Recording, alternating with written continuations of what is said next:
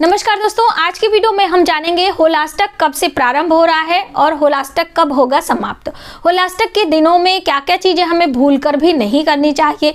होलिका दहन का शुभ समय क्या है। पूर्णिमा तिथि की शुरुआत कब से हो रही है और कब होगी समाप्त।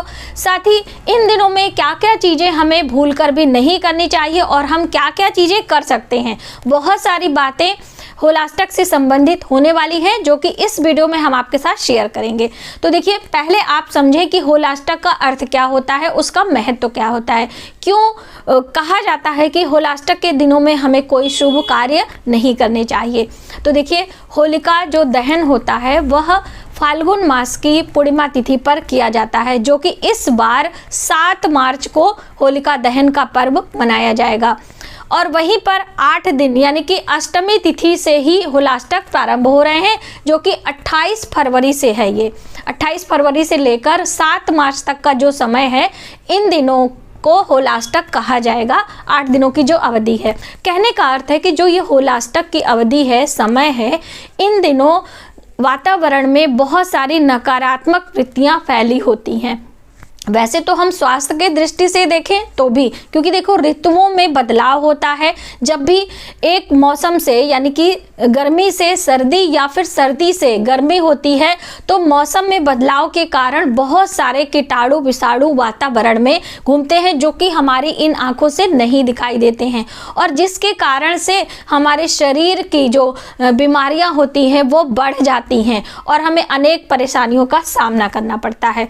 इसीलिए होलिका जो दहन होती है, उसके पीछे की एक पौराणिक कथा है, जो कि भक्त प्रहलाद भगवान विष्णु के अनन्य भक्त थे और उनकी जो बुआ थी वो छल से उन्हें अपने गोदी में बिठाकर उन्हें जलाने का प्रयास किया था, और जो कि बुराई पर अच्छाई के जीत का संदेश देता है ये होलिका दहन का पर्व। इसके पीछे की एक बहुत ही अच्छी कथा है, वो मैं आपको आगे सुनाने वाली हूँ।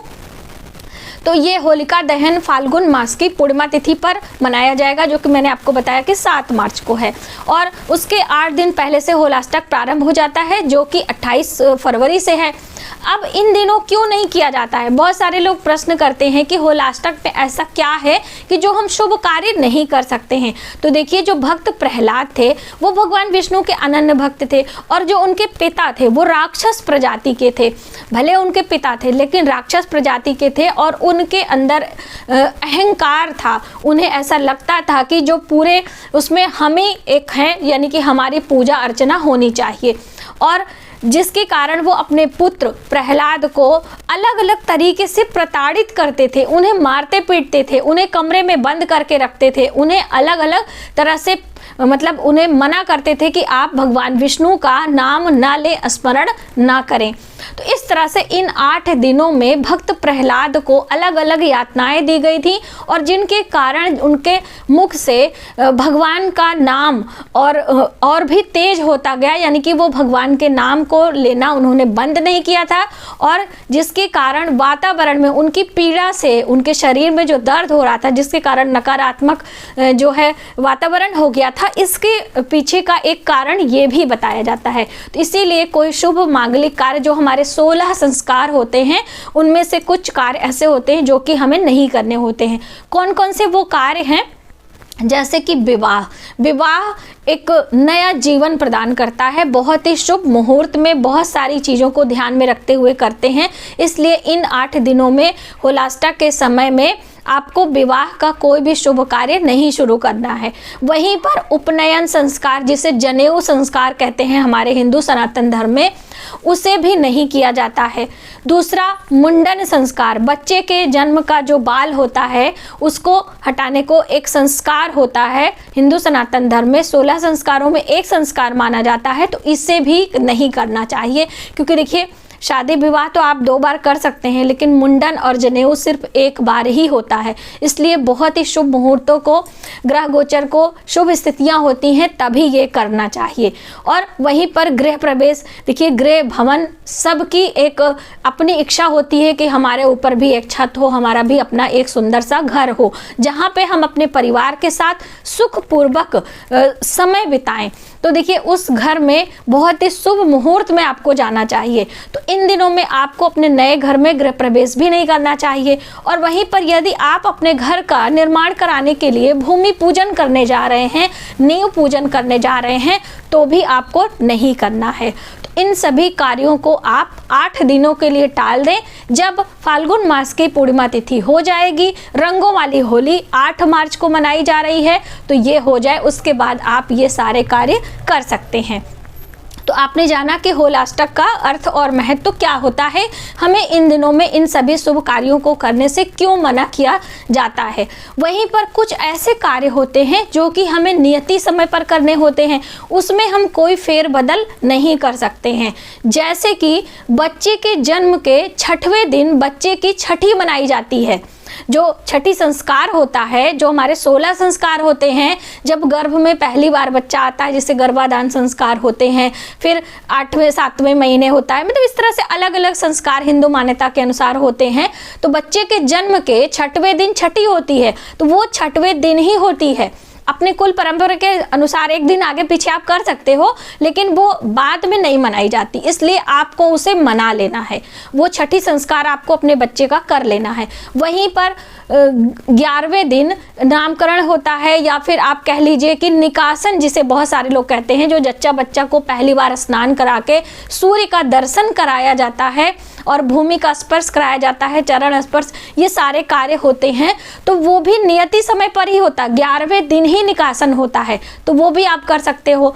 बच्चे के जन्म के 6 महीने बाद अन्नप्राशन होता है, जब पहली बार हम अपने बच्चे को अन्न खिलाते हैं, यानी कि जब बच्चा छोटा रहता है तो 6 महीने तक माँ के दूध का स्तनपान करता है, और इसके बीच में आप पानी वगैरह दे सकते हो, अन्न का दाना नहीं देना चाहिए। ये एक संस्कार में आता है, इसके लिए सोने चांदी के बर्तनों का इस्तेमाल किया जाता है। बड़े बुजुर्ग आते हैं, बच्चे की बुआ दादी गोदी में लेती हैं, और बहुत ही शुभ मुहूर्त में पहली बार चांदी के चम्मच से बच्चे को खीर खिलाई जाती है। इससे देखिए ये छोटे छोटे जो कार्य होते हैं ना, हमारे बच्चों के अंदर हमारे संस्कार को भरते हैं। देखिए हमारे जो संस्कृतियाँ और सभ्यताएं जो होती है, अलग अलग चीज़ें हैं। सभ्यताओं में हम फेरबदल कर सकते हैं, जैसे जैसे विज्ञान आगे प्रगति करता है, हमारा ज्ञान बढ़ता है, हमारे पास धन बढ़ता है, हम अपने सभ्यता में हेर फेर कर सकते हैं, पहनाव ओढ़ाव में फेर फेर कर सकते हैं ज्ञान और विज्ञान के अनुसार। लेकिन जो हमारी संस्कृतियाँ हैं, जो हमारी धरोहर है, हमारे पुरुषों की खोज है, उसमें हमें कोई फेरबदल नहीं करना चाहिए। ये हमारा परम कर्तव्य है। हर सनातनी धर्म का ये परम कर्तव्य है कि हम अपनी संस्कृतियों को, जो हमारी धरोहर है, इसे सहेज कर पीढ़ी दर पीढ़ी पहुंचाते रहें। तो ये एक पुण्य का कार्य है, तो आपको इसे समझना चाहिए, और इस तरह से इन बातों को ध्यान में रखते हुए हमें अपने बच्चों को भी सिखाना चाहिए। तो ये आपने समझा। तो आपको अन्नप्राशन 6 महीने पे होता है, तो वो आप 6 महीने पे कर सकते हैं। अब जैसे किसी का जन्म होना है, तो आप नहीं बता सकते ना कि जन्म कब होगा, तो वो जन्म हो सकता है, मृत्यु भी आनी है, तय है, तो वो भी हो सकती है, तो उसके जो कार्य होते हैं वो भी आप कर सकते हैं। वहीं पर आप अपने जो उद्यापन होते हैं, जैसे बहुत सारे लोग पूछते हैं ना कि हमारे व्रत का समापन हो गया है तो क्या हम कर सकते हैं, तो व्रत का समापन भी एक नियति समय पर ही किया जाता है। ऐसा नहीं कि आज आपका व्रत पूरा हो गया, आप 2 महीने बाद उसका उद्यापन करोगे, ऐसा नहीं होता। आपका व्रत जब समाप्त हो, एक दिन आगे पीछे, यानी कि जैसे आपके गुरुवार का व्रत आपका समाप्त हो गया, तो अगले वाले गुरुवार को आपको कर लेना है, ठीक है। बहुत लंबे समय तक आपको कोई टाल मटोल नहीं करनी है। तो आप इन छोटी छोटी बातों का ध्यान रखें। पूर्णिमा तिथि की शुरुआत कब हो रही है और कब हो रही समाप्त, आप ये भी समझ लीजिए। तो देखिए पूर्णिमा तिथि की शुरुआत 6 मार्च को शाम 4:07 से हो जा रही है। वहीं पर पूर्णिमा तिथि समाप्त हो रही है 7 मार्च को शाम को 6 बजे। और जो आपके होलिका दहन का समय है, शुभ मुहूर्त है, वह 6:29 से लेकर रात्रि 8:52 तक का जो समय है, ये होलिका दहन का समय है। इस समय आपके आसपास में जो भी चौराहे पर होलिका दहन जहां पर हो रही है, आपको जाना है, अपने घर से कुछ सामग्री लेकर होलिका की पूजा करनी है, परिक्रमा करनी है और वहां से कुछ भुने हुए चीज़ों को लेकर अपने घर आना है, जो कि वीडियो हमारे पास ऑलरेडी है, आप चैनल पर देख सकते हैं और आने वाले समय में हम आपको जानकारी भी देने वाले हैं। तो ये था पूर्णिमा तिथि की शुरुआत कब हो रही है और होलिका दहन का शुभ मुहूर्त। तो आपने जाना कि होलाष्टक का क्या महत्व है, होलाष्टक का प्रारंभ और समाप्त कब होगा, वहीं पर हमें क्या चीज़ें इन दिनों में नहीं करनी है और क्या चीज़ें हम नियति समय पर जो होते हैं उन्हें कर सकते हैं। आज की वीडियो में बस इतना ही। यदि हमारी जानकारी आपको थोड़ी सी भी हेल्पफुल लगे तो प्लीज़ हमारी वीडियो को लाइक करें, शेयर करें, सब्सक्राइब जरूर करें न्यू वीडियोज़ के लिए। मिलते हैं एक नई जानकारी के साथ नए वीडियो में, तब तक आप अपना ख्याल रखें। जय माता दी।